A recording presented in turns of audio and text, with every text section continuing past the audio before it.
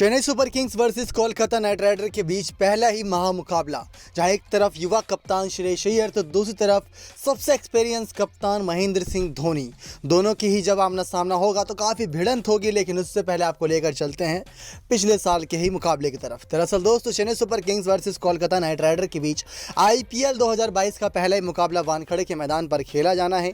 दोनों ही टीमें काफ़ी बदली नजर आएगी मेगा ऑक्शन के बाद। यहाँ तक कि कोलकाता ने अपने बेहतरीन कप्तान इयॉन मॉर्गन जो उनको फाइनल तक ले गए, उनको रिलीज करते हुए यहाँ पर युवा कप्तान श्रेयस अय्यर की ओर रुख किया। 12.5 करोड़ की, यानी कि 12 करोड़ 25 लाख की कीमत पर खरीदा उन्हें, और ये बहुत बड़ी रकम होती है। तो वहीं महेंद्र सिंह धोनी को 12 करोड़ में रिटेन किया।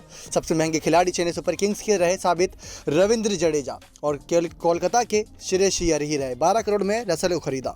लेकिन इसके बाद बात करें साल 2021 में, दोनों ही टीमों की 3 भिड़ंत हुई थी। फाइनल में ही हार का स्वाद चखाया था चेन्नई सुपर किंग्स ने कोलकाता नाइट राइडर की टीम को, और वो ये कह रहे होंगे फिर से मुंह उठा के वापस आएगा और शायद फिर से हराने की मंशा रखेंगे। लेकिन इस बार चेन्नई सुपर किंग्स थोड़ी कमज़ोर नज़र आ रही है। उसके पीछे का रीज़न ये है कि इनके हाईएस्ट सेकंड स्कोरर बनाने वाले बल्लेबाज फैफ डू प्लेसिस इस टीम का हिस्सा नहीं है, और उनकी मौजूदगी कितनी अहम है आपको इस मुकाबले से पता चलेगा। पिछले सीज़न चेन्नई सुपर किंग्स ने चौथी बार खिताब जीता। Kolkata night Rider Chennai super Kings के हाथ में फाइनल मुकाबला हारी थी। लेकिन उससे पहले भी लीग स्टेज के मुकाबले में इनके 2 मैच हुए थे, जहां पहला मैच था मैच नंबर 15। उसका हाईलाइट आपको देंगे। तो चैनल पर नए सब्सक्राइब नहीं किए तो चैनल सबसे पहले सब्सक्राइब करके बेल आइकन दबा दीजिए। अब आपको बताएं, Chennai super Kings versus Kolkata night Rider के बीच 2 फेज़ों में दोस्तों, आपको याद होगा पिछला IPL हुआ था, जहां कोविड की वजह से पहला फेज़ भारतीय मैदानों पर और बचे हुए मुकाबले UAE के मैदानों पर हुए थे। लेकिन जो भारतीय मैदानों पर हुआ था वो था दोस्तों पहला ही मुकाबला वानखेड़े स्टेडियम, मुंबई का ही मैदान। जी हाँ दोस्तों, और एक बार फिर से ही वानखेड़े के मैदान पर भिड़ेगी ये दोनों टीम 26 मार्च को टाटा IPL 2022 में। लेकिन उस समय दोस्तों कोलकाता नाइट राइडर की प्लेइंग 11 थी Nitish Rana, Shubman Gill, Rahul Tripathi, Eoin Morgan, Dinesh Karthik, Sunil Narine, Andre Russell, Pat Cummins, Kamlesh Nagarkoti, Varun Chakravarthy और प्रसिद्ध कृष्णा। वहीं चेन्नई सुपर किंग्स की प्लेइंग 11 थी Ruturaj Gaikwad, Faf du Plessis, Moeen Ali, Suresh Raina, Ambati Rayudu, Ravindra Jadeja, Mahendra Singh Dhoni, Sam Curran, Shardul Thakur, Lungi Ngidi, Deepak Chahar. Shardul Thakur जैसे और फैफ डू प्लेसिस जैसे कई खिलाड़ियों को रिलीज कर दिया चेन्नई ने। वहीं कोलकाता की बात करें तो उन्होंने दिनेश कार्तिक और साथ ही साथ इयॉन मॉर्गन जैसे कई धाकड़ खिलाड़ियों को रिलीज कर दिया। शुभमन गिल भी अब टीम का हिस्सा नहीं रहे। लेकिन उस समय वेंकटेश अय्यर बेंच पर बैठे हुए थे फर्स्ट सेशन में, यानी कि फर्स्ट फेज में बेंच पर थे। तो जब मुकाबला हुआ दोस्तों वानखेड़े के इस शानदार मैदान पर, तो टॉस जीतकर पहले हम सभी ने देखा किस तरीके से कोलकाता नाइट राइडर की टीम ने गेंदबाजी करने का एक खराब डिसीजन लिया, क्योंकि चेन्नई सुपर किंग्स पहले बल्लेबाजी करने उतरी और इन्होंने कोलकाता के गेंदबाजों की बैंड बजा कर रख दी।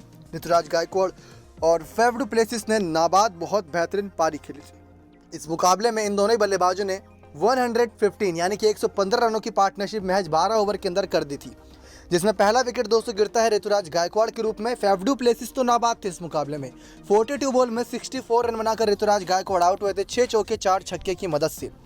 वहीं फैफ डू प्लेसिस ने इस मुकाबले में 60 गेंदों में 95 रन यानी 60 बॉल में 95 रन बनाए थे नाबाद। मोइन अली आए, उन्होंने भी 12 गेंदों पर 25 रन 2 चौके 2 छक्के की मदद से मारे थे। महेंद्र सिंह धोनी आए, उन्होंने भी धागे खोल के रख दिए। 8 गेंदों पर 17 रन 2 चौके 1 छक्के की मदद से मारे। उसके साथ ही जब रविंद्र जडेजा आए तो उनको एक गेंद खेलने को मिली, लेकिन उस एक गेंद में भी रविंद्र जडेजा ने 600 का स्ट्राइक रेट रखा, यानी कि छक्का मार दिया था। गेंदबाजी में चक्रवर्ती, सुनील नारायण और रसल को ही एक सफलता मिली थी, बाकी सबको सफलता नहीं मिली थी। 220 रन 220 रन का स्कोर बनाया था चेन्नई सुपर किंग्स ने पहले बल्लेबाजी करते हुए 3 विकेट के नुकसान पे। 220 रन बहुत बड़ा स्कोर होता है, और वानखेड़े जैसा मैदान पर तो ये मतलब छोटा ही स्कोर माना जाएगा, क्योंकि यहाँ चेस भी हो जाते हैं आसानी से।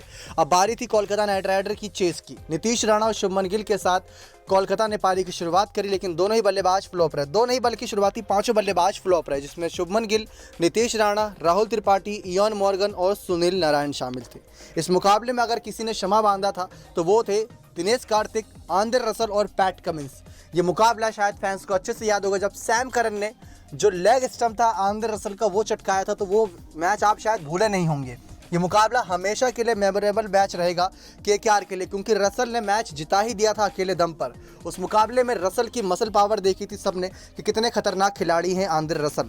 लेकिन आप सभी को बताएं कि दिनेश कार्तिक मतलब शुरुआत जो 5 विकेट थी वो पाँचों विकेट 31 रन 31 रन के अंदर गिर चुकी थी, जिसमें शुभमन गिल बिना खाता खोले पहली गेंद पर आउट हुए। दीपक चहर ने नीतीश राणा को आउट किया 9 रन पर। राहुल त्रिपाठी लुंगी अनगिड़ी के 8 रन बनाकर आउट हुए। इयान मॉर्गन 7 रन पर दीपक चहर की गेंद पर आउट हुए।